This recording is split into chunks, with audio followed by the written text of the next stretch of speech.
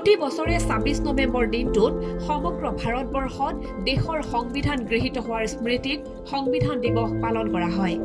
১৯৪৯ চনৰ ২৬ নৱেম্বৰত সংবিধান সভাই ভাৰতীয় সংবিধানখন অনুমোদন কৰিছিল আৰু ১৯৫০ চনৰ ২৬ জানুৱাৰীত ইয়াক কাৰ্যকৰী কৰিছিল।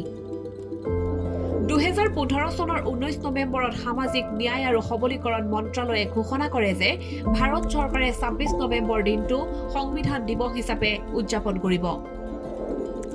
ডক্টৰ ভীমৰাও আম্বেদকাৰ হৈছে ভাৰতীয় সংবিধানৰ প্ৰতিষ্ঠাপক পিতৃ। ভাৰতীয় সংবিধানত ২৫টা খণ্ড আৰু ১২টা সূচীত ৪৪৮টা অনুচ্ছেদ আছে আৰু বৰ্তমানলৈ ১০৫টা সংশোধনী কৰা হৈছে। ভাৰতীয় সংবিধানৰ ৫৫ খণ্ডৰ ৩২৪ নম্বৰ অনুচ্ছেদৰ পৰা ৩২৯ নম্বৰ অনুচ্ছেদলৈ নিৰ্বাচন সম্পৰ্কীয় উল্লেখ আছে, য'ত নাগৰিকৰ ভোটাধিকাৰসমূহ অন্তৰ্ভুক্ত কৰা হয়। নিজৰ অধিকাৰ সাব্যস্ত কৰি আপোনাৰ মূল্যৱান ভোট প্ৰদান কৰক আৰু গণতন্ত্ৰত প্ৰত্যক্ষ অংশগ্ৰহণ কৰক।